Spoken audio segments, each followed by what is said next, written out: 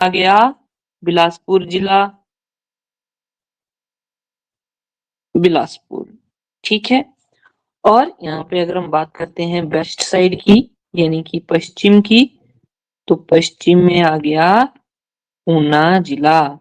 ठीक है, ऊना जिला। अब यहाँ पे अगर हम बात करते हैं यस नॉर्थ ईस्ट की, तो ये यहाँ पे मंडी जिला है। अगर हम बात करते हैं साउथ ईस्ट की, तो यहाँ पे कौन सा जिला है? बिलासपुर जिला है। अगर बात करते हैं हम साउथ वेस्ट की, तो यह आ जाता है ऊना। और बात करते हैं नॉर्थ वेस्ट की, तो यह आ जाता है कांगड़ा जिला। तो 4 जिलों से ही घिरा हुआ है हमारा हमीरपुर का जिला, छोटा सा जिला है। चलिए देख लेते हैं आगे। यस, हाँ जी,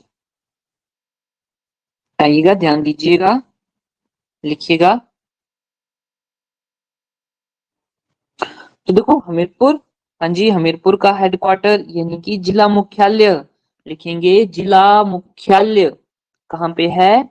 हमीरपुर में। हमीरपुर है, हमीरपुर में ही है। ठीक है। उसके बाद बात करते हैं फाउंडेशन की स्थापना। हमीरपुर जिले की स्थापना कब हुई थी? तो हमने देखा था ये सारी चीजें 1972 की बात होती है। 1972 में 3 जिले बने हैं। कौन कौन से? एक तो बनता है ऊना, जो कि कांगड़ा से अलग होता है। एक बनता है हमीरपुर, ये भी कांगड़ा से अलग होता है। और एक बनता है सोलन, जो कि शिमला से अलग होता है। ठीक है। तो कौन कौन से? ऊना, हमीरपुर, सोलन, तीनों 1972 में बनते हैं। ठीक है जी, तो ये बात ध्यान में रखिएगा। आगे देखिए, कितना क्षेत्रफल है हमीरपुर का, कितना एरिया में हमीरपुर फैला हुआ है? तो बात करते हैं 1118 वर्ग किलोमीटर। वर्ग किलोमीटर के एरिया में हमीरपुर फैला हुआ है। और ये हमीरपुर क्या है? सबसे छोटा जिला है क्षेत्रफल की दृष्टि से। क्षेत्रफल की दृष्टि से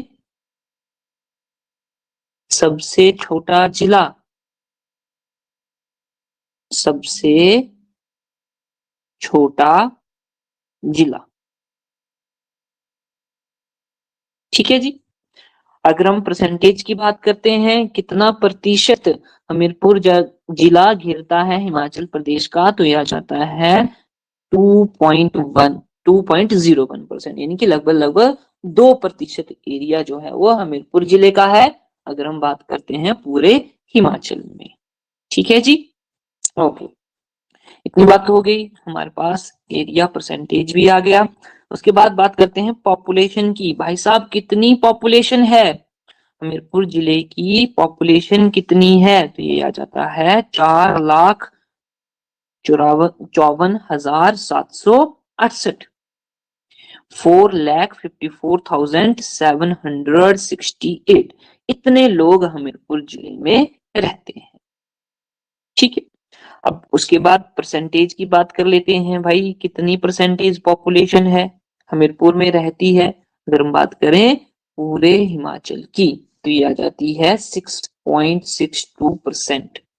6.62%। ठीक है,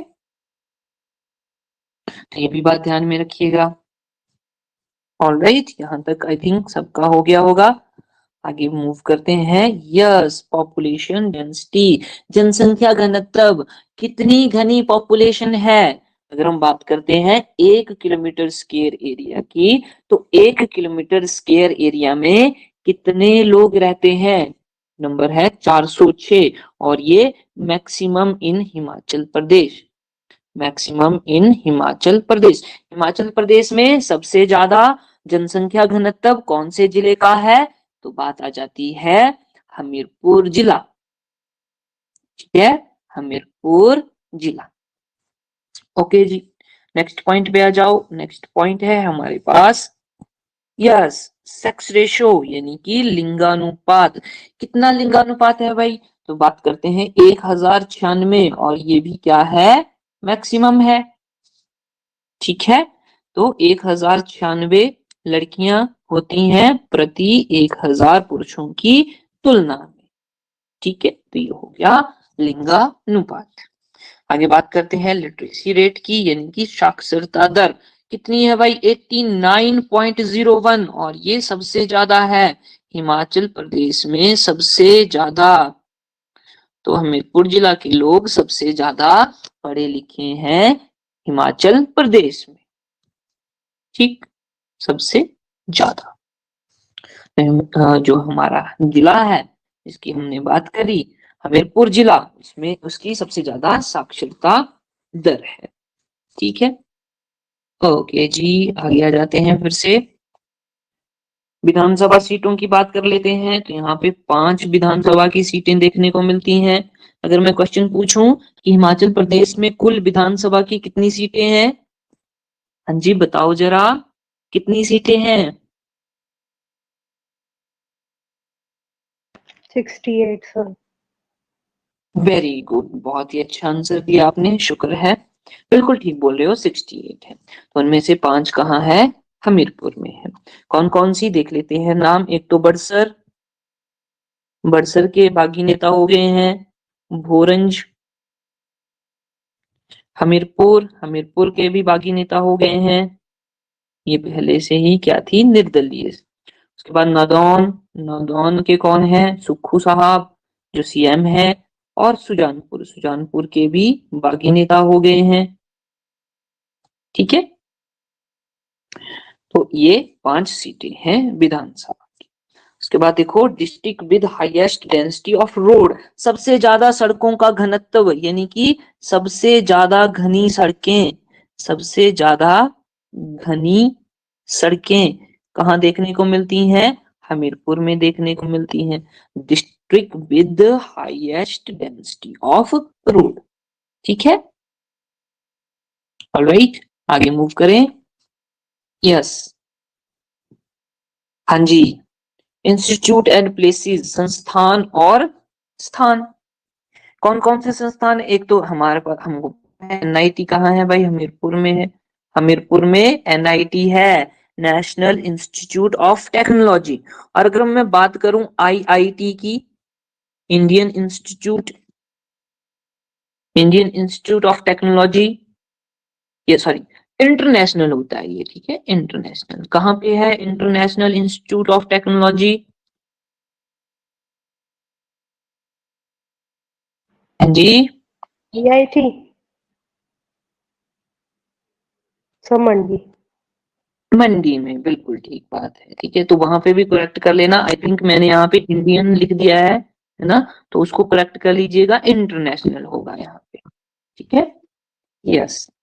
नेक्स्ट बात करते हैं, यस, HPRCA, हिमाचल प्रदेश राज्य चयन आयोग, ये कहाँ पे है, हमीरपुर में, पक्का बरों में, है ना। पहले ये क्या होता था, HPSSB,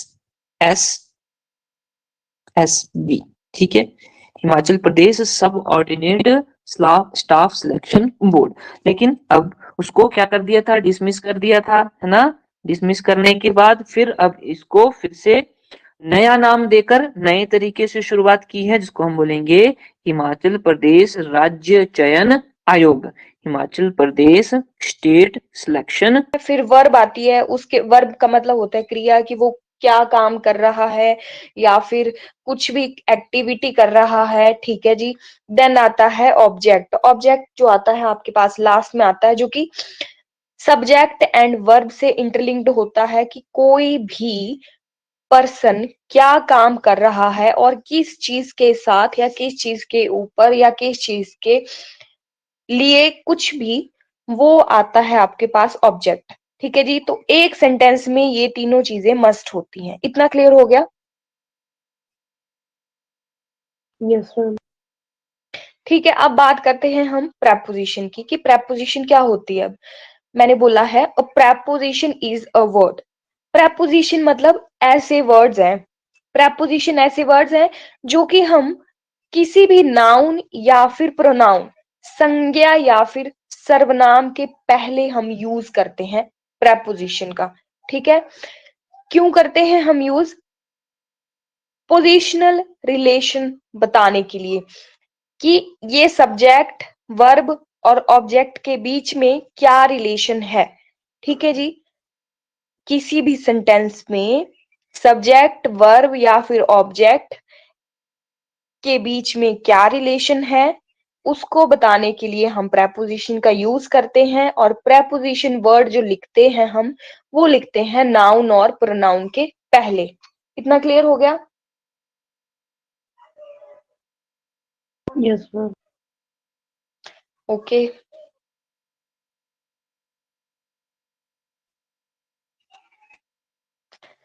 चलिए एग्जाम्पल करते हैं, एग्जाम्पल से आपको ज्यादा क्लियर होगा।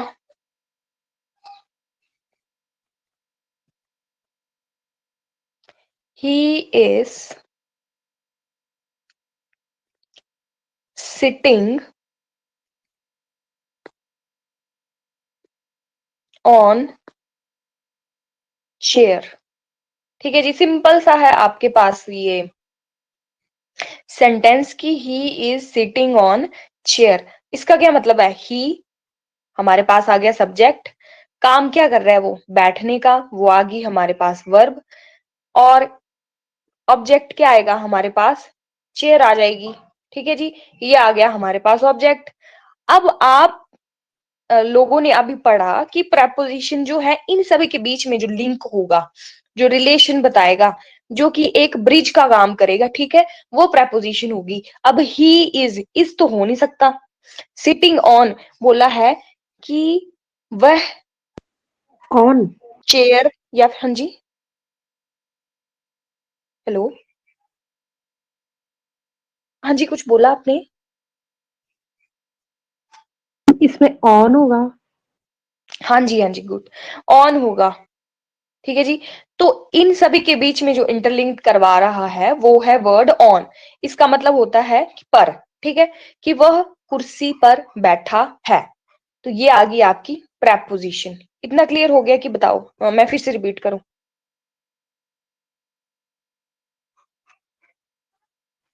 हाँ जी, क्लियर है? ओके जी, अब हम सेकंड देख लेते हैं। The ball went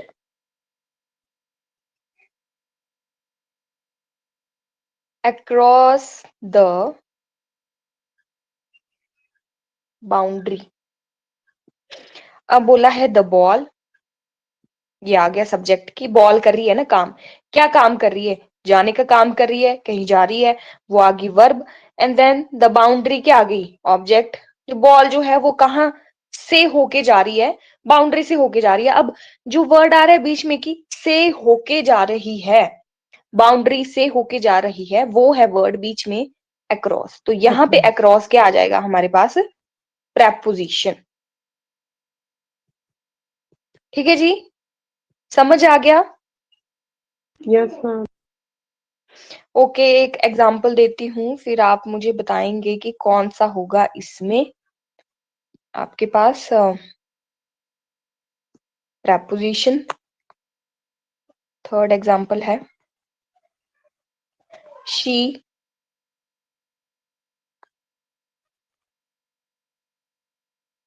committed the mistake in spite of great care। हाँ जी,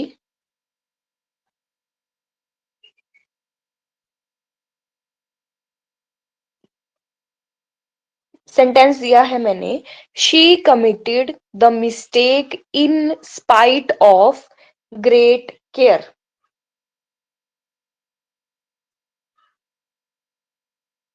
बताइए। मैम इसमें मिस्टेक होगा या स्पाइट? थोड़ा तो अच्छा जी, ओके, मैं बताती हूँ अब।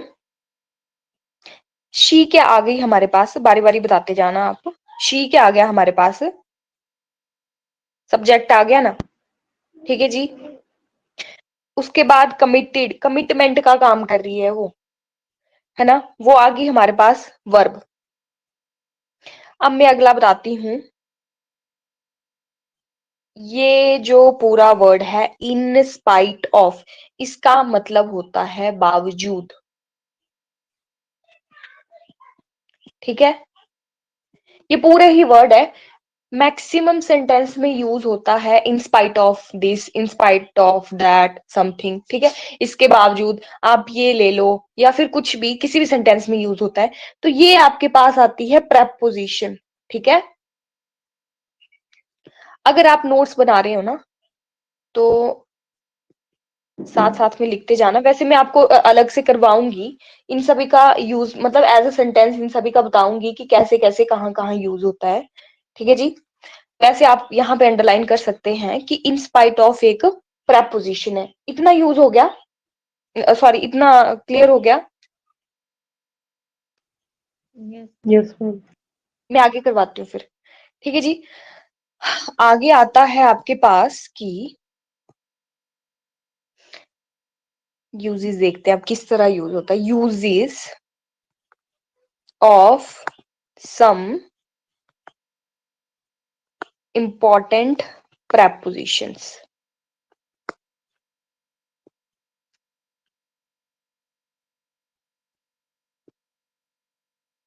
बहुत ही ज्यादा कॉमन आती है हमारे पास। फर्स्ट preposition जो है वो है इन, आई एन, इन। इन का मतलब होता है अंदर या में। ठीक है जी, ऐसा मतलब होता है इनका। देन अब हम देखते हैं कि इन जो है वो किस तरह से यूज होता है एज अ preposition। इन का यूज हम तब करते हैं ना जब हमने पोजीशन बतानी हो। प्रेपोजिशन तो है, ऑब्वियसली पोजीशन बताएगी बताएगी, है ना, पोजीशन बताने के लिए यूज किया जाएगा। बट कहाँ, कौन सी पोजीशन? जब कोई चीज अंदर प्रेजेंट हो, किसी चीज के अंदर प्रेजेंट हो। ठीक है जी, तभी हम इनका यूज करते हैं। ठीक है, ऐसे लिख लो पहले इसको, to show the position inside a premise. ठीक है जी, अब एग्जाम्पल से आपको ज्यादा क्लियर होगा कि हम इनका यूज कैसे करते हैं, कि पोजीशन को हम बताते हैं इनका यूज करके जब कोई चीज कोई भी चीज किसी चीज के अंदर हो। ठीक है जी, एग्जाम्पल देखते हैं अब। फर्स्ट एग्जाम्पल है I am in the room. बोलते हैं ना ऐसे ही। सेकंड है she is in the class. और देख लो, Rahul is in the park. ये हो गया। अब लग गया बता आपको कि कैसे हम यूज करते हैं। मतलब ये वो चीजें हैं जिनके अंदर कोई प्रेजेंट है। ठीक है जी, अब हम ऐसे बोलते हैं ना कि मैं रूम में हूं या फिर मैं कमरे में हूं। अंदर हूं मतलब कमरे में। ठीक है, बोलने का मतलब ये है कि मैं कमरे के अंदर हूं। तो हम जब हमने बताना है इन इंग्लिश, अगर इंग्लिश में हमने बताना है कि मैं कमरे में हूं, मैं रूम में हूं, तो हम बोलेंगे आई एम इन द रूम। तो वहां पे हम अंदर या फिर में वाली चीजों में जो है हम इन का यूज करते हैं, इन प्रेपोजिशन का यूज करते हैं। ठीक है जी, इतना क्लियर हो गया? Yes ma'am. ओके जी, अब इनका यूज ही हम और जगह कैसे करते हैं। ये तो आगे to show position inside a premise, मतलब किसी स्थिति में या फिर कहीं जगह पे हमने कोई चीज अंदर प्रेजेंट हो तो वो बतानी हो, तो वैसे इनका यूज करते हैं हम, है ना। सेकंड हम कहाँ यूज करते हैं इनका, टू शो टाइम है ब्रूनर की थ्योरी। ठीक है, तो क्वेश्चन पूछा जा सकता है कि जो एनसीएफ है हमारा वो कौन सी थ्योरी पर, कौन से सिद्धांत पर आधारित है? तो इसका आंसर होगा Bruner's cognitive development theory. Bruner का संज्ञानात्मक विकास का सिद्धांत। ठीक है, ये इंपॉर्टेंट पॉइंट बन जाता है यहाँ पे। फिर देखिए, अभी ब्रूनर साहब क्या बोलते हैं? ब्रूनर साहब बोलते हैं कि बच्चा लर्निंग करे। तो बच्चा लर्निंग कैसे करेगा? खुद से सीखकर। खुद से सीखेगा भाई बच्चा, खुद से सीखे। ठीक है, चीजों को देखकर सीखे या अनुभव करके सीखे, खुद से सीखे, डिस्कवर करके सीखे। यानी कि अगर हम बच्चे को कोई खिलौना दे देते हैं, ठीक है, चलने वाला खिलौना, तो बच्चा सोचेगा कि ये खिलौना कैसे चल रहा है, इसके पीछे के क्या कारण हो सकते हैं। तो वो आ जाएगा डिस्कवर करके सीखना। डिस्कवर करके सीखे यानी कि खोज करे, किसी भी चीज की खोज करे, खोज करके सीखे। तो ये दोनों चीजें, यानी कि खुद से सीखेगा, डिस्कवर करके सीखेगा, तो बच्चे में क्या होगी? लर्निंग होगी। और ऐसी लर्निंग होगी जो कि कभी भूल नहीं पाएंगी। तो ऐसा होता है ना, जब हम खुद कोई काम करते हैं तो हम उस काम को कभी भी नहीं भूलते हैं, है ना जी। तो ये ब्रूनर द्वारा बोली गई बात थी। देखो, इन्होंने 3 चीजों पर ध्यान दिया था, ठीक है जी, नंबर 1, नंबर 2 और नंबर 3। अब ये नंबर 1 में देखिएगा, इनएक्टिव फेज आ जाएगा।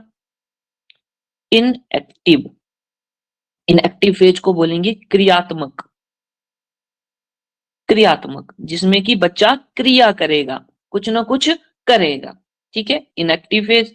और ये जो बर्थ से लेके 3 इयर्स तक, जन्म से लेके 3 साल तक यह फेज चलेगा, इनएक्टिव जिसको बोला। ठीक है, इनएक्टिव फेज या क्रियात्मक अवस्था। ऑलराइट, उसके बाद नंबर 2 पे इन्होंने बात करी आइकॉनिक स्टेज की। Iconic stage, iconic stage. और ये कैसी स्टेज होगी? ये चित्र आधारित स्टेज होगी, चित्र आधारित अवस्था, चित्र आधारित अवस्था। इस अवस्था में पहले तो देख लेते हैं कि कब से कब, तो 3 से लेके 7 साल तक यह अवस्था देखने को मिलेगी, जहां पे बच्चा कैसे सीखेगा? चित्रों को देखकर। चित्र जरूरी नहीं कि पोस्टर ही होंगे। अगर मान लो कि किसी बच्चे ने क्या किया, किसी रिश्तेदार को देखा तो उसने उसको आसानी से पहचान लिया, तो वो भी किस में आएगा? चित्र आधारित अवस्था में आएगा, आइकॉनिक स्टेज में आएगा। ठीक है, तो यहाँ पे हम बोलेंगे कि चित्रों को देखकर बच्चा जो है वो सीखता है। उसके बाद नंबर 3 पे आ जाएगा सिंबॉलिक स्टेज। सिंबॉलिक स्टेज, ठीक है जी, इसको बोलेंगे चिन्ह आधारित, चिन्हों पर आधारित अवस्था, चिन्ह आधारित अवस्था।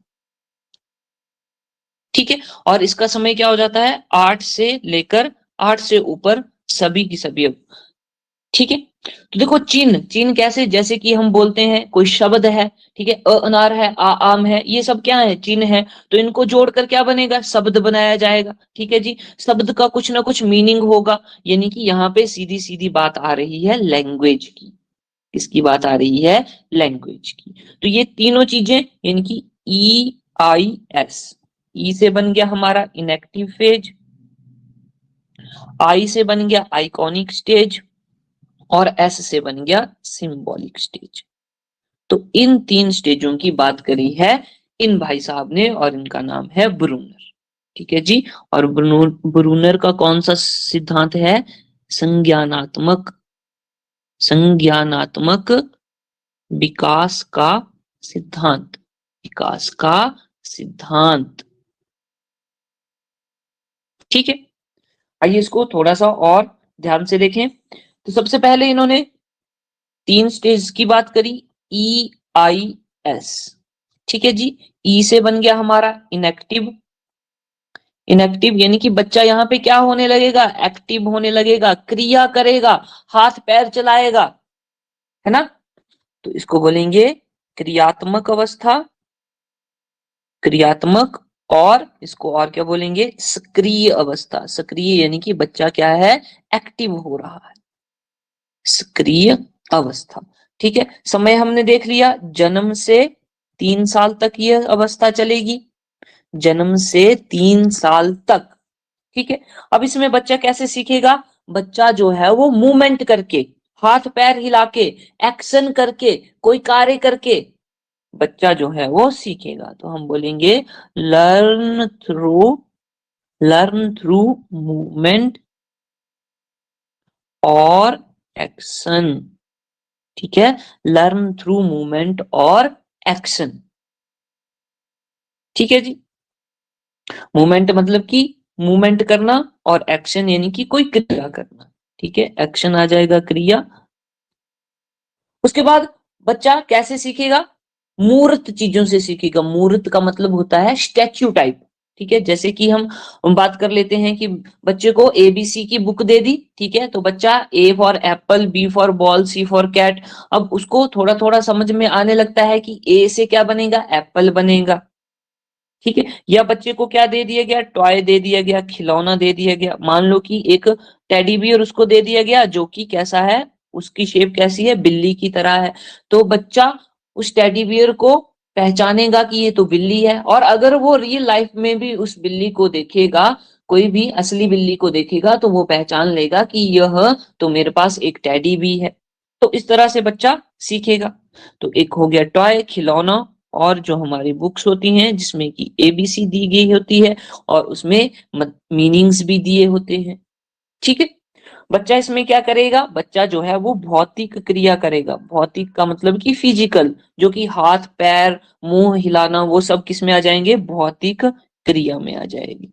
बच्चा क्या करेगा? यहाँ पे भौतिक क्रिया करेगा। हम बोलेंगे कि चिल्ड्रन या चाइल्ड जो है, child learn by doing physical action.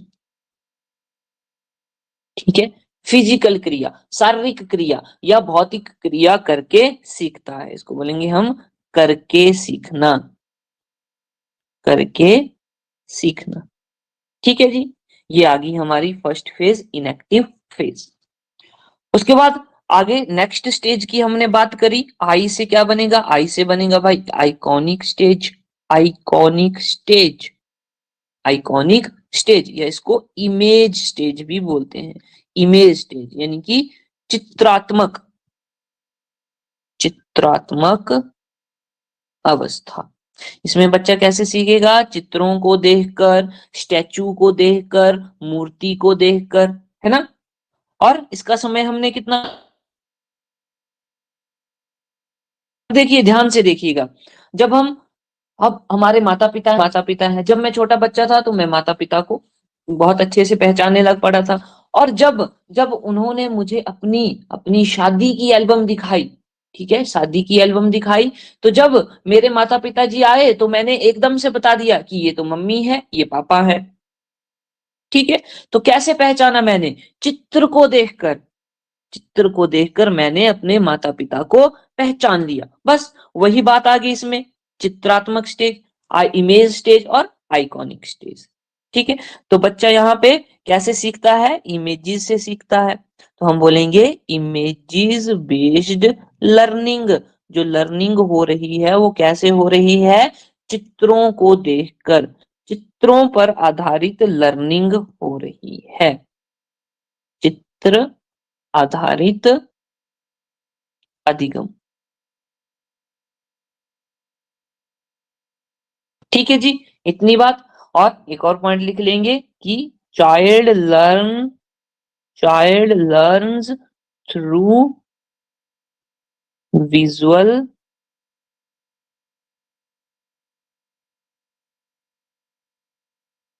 Presentation. ठीक है जी, यानी कि चित्र, बच्चा जो है वह चित्रों को देखकर सीखता है, सीखता है। ठीक है जी, इतनी बात होगी clear? Yes everyone, response me. Yes sir. All right, Indu जी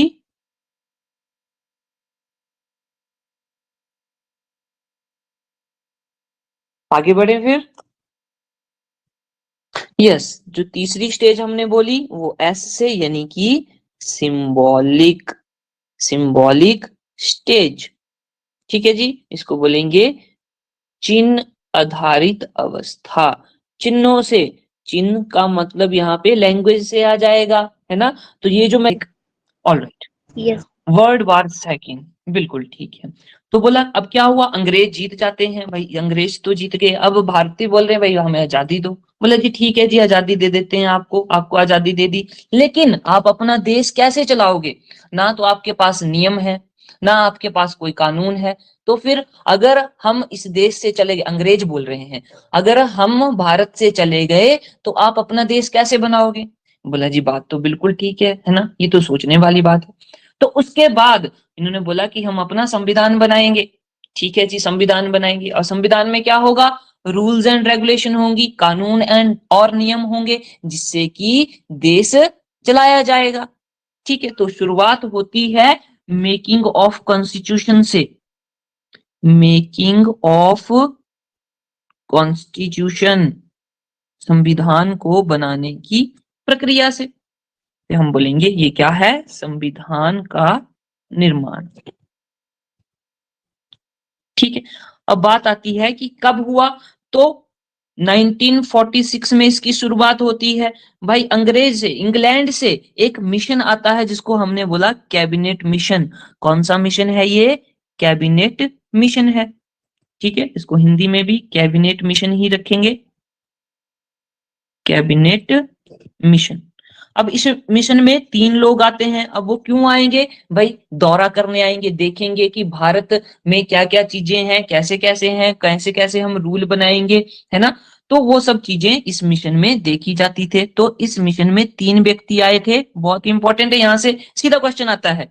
एक तो कैबिनेट मिशन भारत कब आया, आप बोलोगे सर 1946, बिल्कुल ठीक बात है।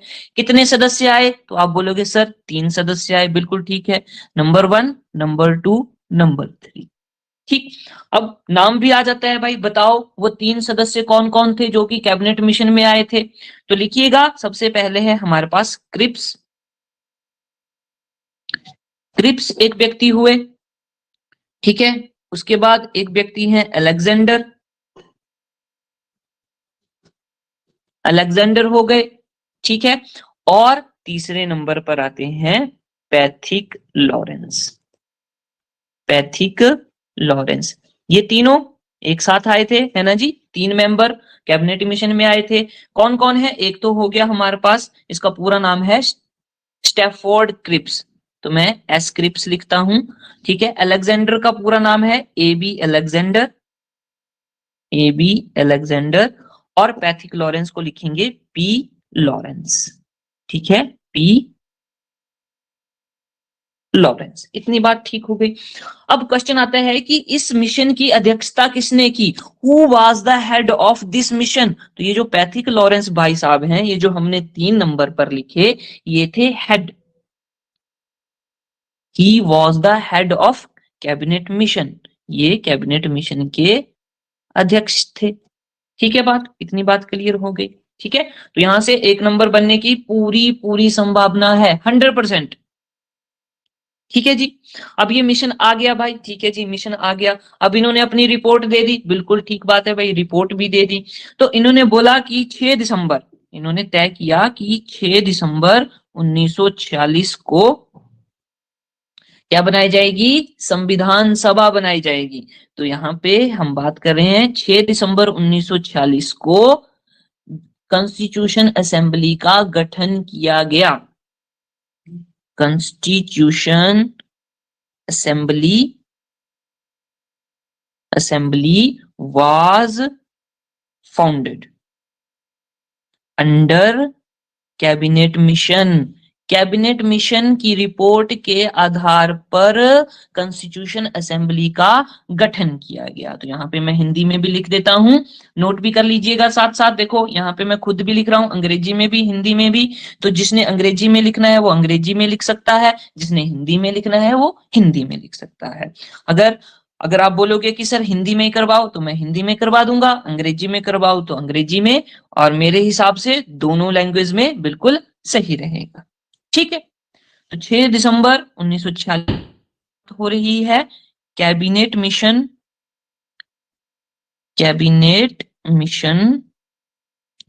के आधार पर कॉन्स्टिट्यूशन असेंबली यानी कि संविधान सभा का गठन किया गया। ठीक है। एक और बात आपने मेरे को ये भी बता देना है कि सर आप स्लो पढ़ा रहे हो या आप फास्ट पढ़ा रहे हो, तो उसका भी फिर समाधान निकालेंगे। ठीक है, ठीक है। Yes sir. ओके, तो ये आ गया कैबिनेट मिशन।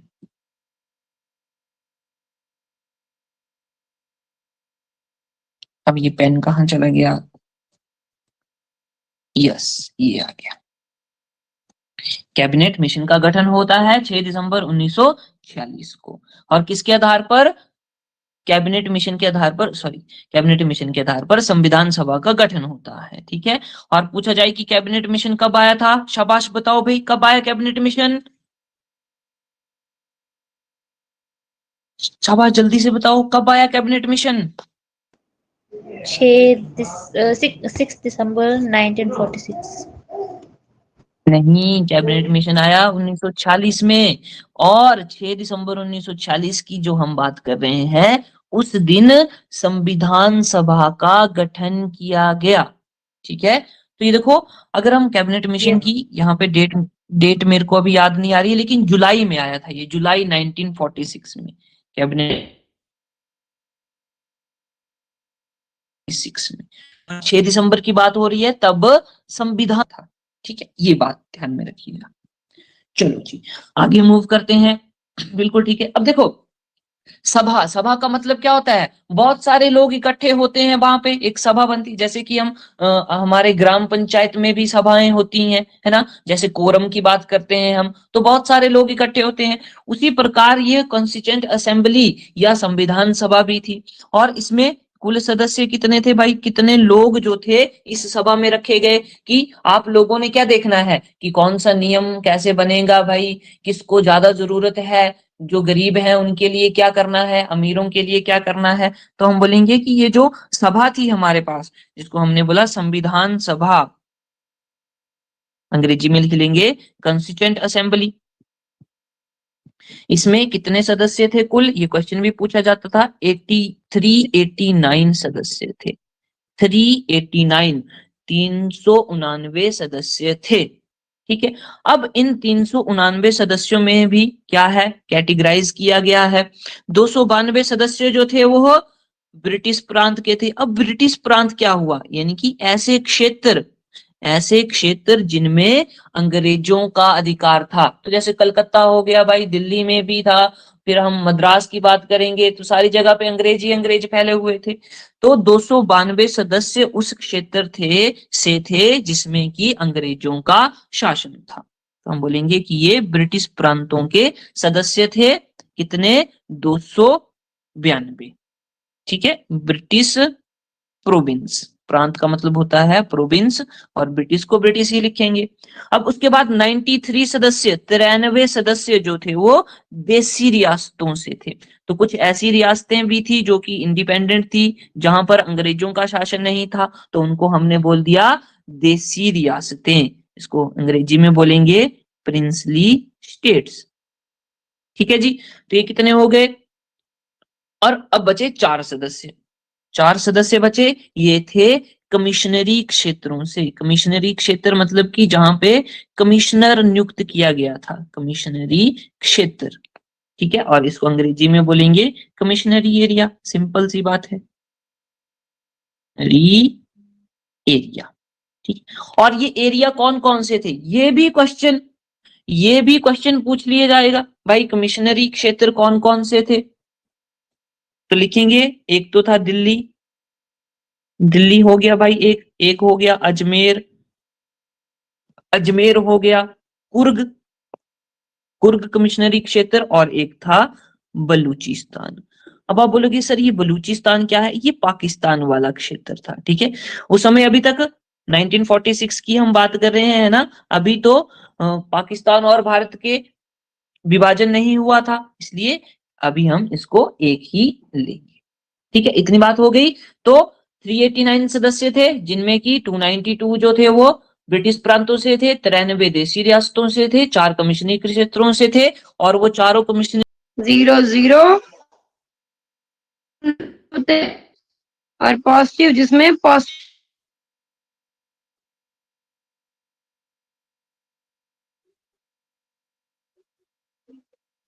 नाउ 0 और पॉजिटिव में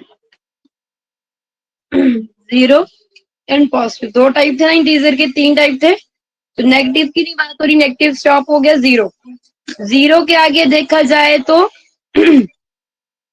0 एंड पॉजिटिव जो होते हैं उनको क्या बोलते हैं हम? Whole number. क्या बोलते हैं? Whole number. क्यों? क्योंकि जो होल नंबर है उसमें 0 भी इंक्लूड होता है और ऑल पॉजिटिव वैल्यूज भी इंक्लूड होती हैं up to infinity.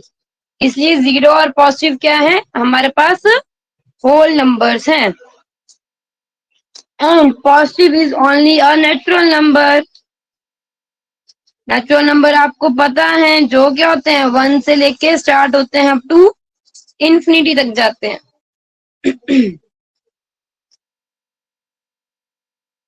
Now next type of rational numbers, sorry natural number. तो सबसे पहले आता है इवन नंबर। इवन नंबर क्या होता है जी? जो 2 से डिवाइड हो जाते हैं। All numbers which are divide bye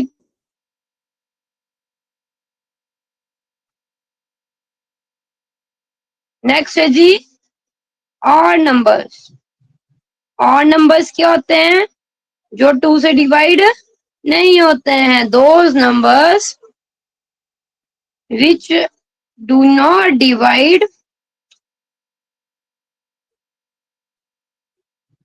bye 2। Do not लिख लो, डज नॉट कर लो, does not divide by 2। Next prime number.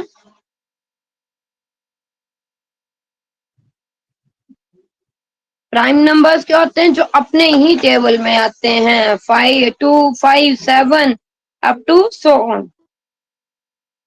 Next है जी कंपोजिट नंबर।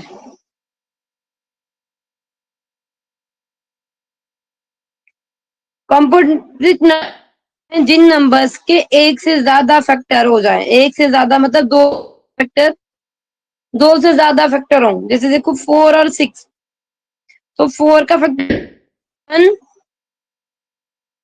2 एंड 4, और 6 के फैक्टर क्या होते हैं? 1 2 3। तो हियर आप देखोगे तो यहाँ पे दो नंबर्स कॉमन, 1 एंड 2। तो यहाँ पे 4 और 6 में क्या हुआ? दो नंबर्स जो है वो कॉमन आ रहे हैं। तो जो कंपोजिट नंबर होते हैं वो दो नंबर्स होते हैं जिनमें एक से ज्यादा, यानी दो जो हैं एक और एक से ज्यादा कॉमन फैक्टर निकलते हैं, उनको बोलते हैं कंपोजिट नंबर्स। इतना क्लियर हुआ?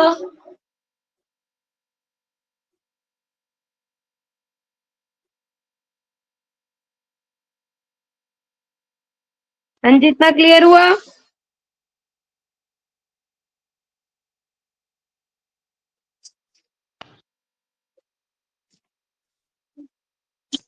हाँ जी, ओके।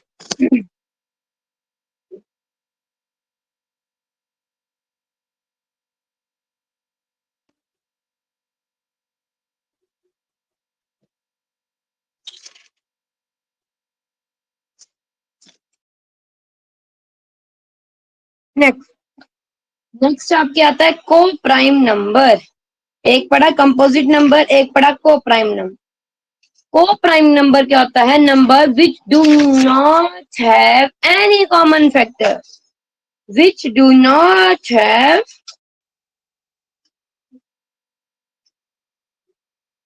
एनी कॉमन फैक्टर, मतलब कोई ऐसा नंबर जिन नंबर्स के बीच में कोई भी कॉमन फैक्टर नहीं हो, उसको बोलते हैं। जैसे 5 ले लो, 4 ले लो। 5 का फैक्टर क्या होंगे? 1 एंड 5 एंड 4, 4 के भी क्या होंगे? 1 एंड 4.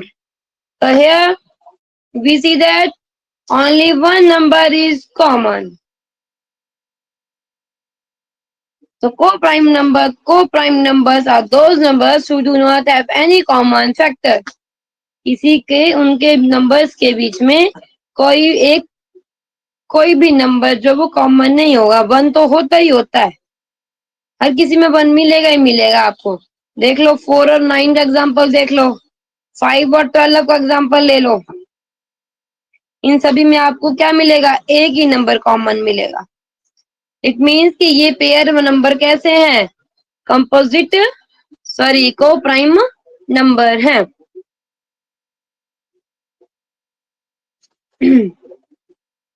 चलिए एक और आता है परफेक्ट नंबर. परफेक्ट नंबर क्या नंबर होता है? देखो जैसे कि मान लो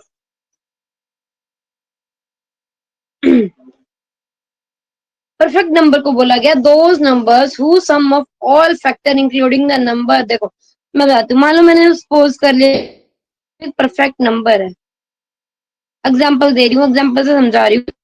6 is the perfect, sorry perfect लिखना था यहाँ पे. 6 is a perfect number suppose किया मैंने. देखो तो वो हमने कैसे बोल दिया कि 6 जो परफेक्ट नंबर है, वो ऐसे बोला कि हमने क्या करने बोला, जो डेफिनेशन बोलती है वो क्या बोलती है कि 6 के पहले फैक्टर करो. तो 6 के फैक्टर क्या हो जाएंगे? 1 2 3 और क्या हो जाएगा? 6 हो जाएगा. यही फैक्टर होंगे 6 के 4.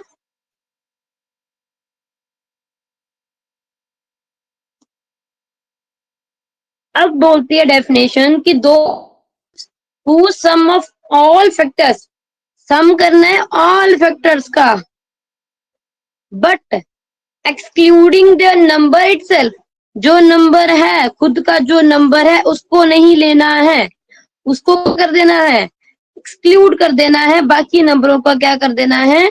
सम कर देना है. मतलब ये 6 जो है वो 6 नहीं लेना है और उनका सम करके देखना है कि वो 6 के इक्वल आ रहा है कि नहीं आ रहा है.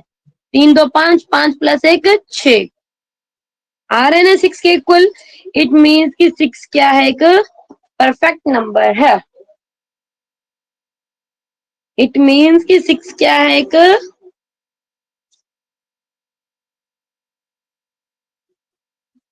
Perfect perfect number. नंबर है. 7 को देख लेते हैं. 7 के फैक्टर करो, 1 और 7. 7, तो इनका सम करना पड़ेगा. तो 1. सम करने को क्या बोला है? 1 ही आएगा. इट मीन्स दिस हाँ. Number is not a perfect number. चलो 8 देख के देखो. 8 के फैक्टर 1 1 2 4 आगे 4 8. अब क्या बोला गया? डेफिनेशन क्या बोलती है कि जिनके सम करके देखते हैं. 1 2 plus 4 7. No 7 8 is not a perfect number. ठीक जी. तो ये था परफेक्ट नंबर की कुछ परफेक्ट नंबर्स की पहचान. चलो जी. अब देखो कुछ आपको कई बार क्या होता है कि ऐसे क्वेश्चंस आ जाते हैं कि every rational number is whole number. क्या बोल सकते हो आप? Every rational number is a whole number, true या false?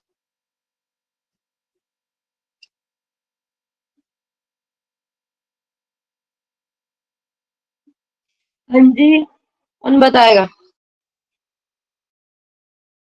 Shivani, every rational number is a whole number,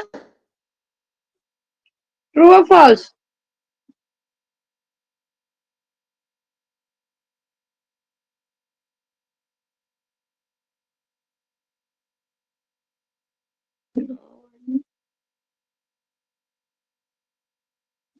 sound नहीं आई शिवानी आपकी, मेरे तक पहुंची नहीं. टाइप कर. फॉल्स। ओके, अगर मैं बोल दूं every natural number is a integer, then कौन बोलेगा?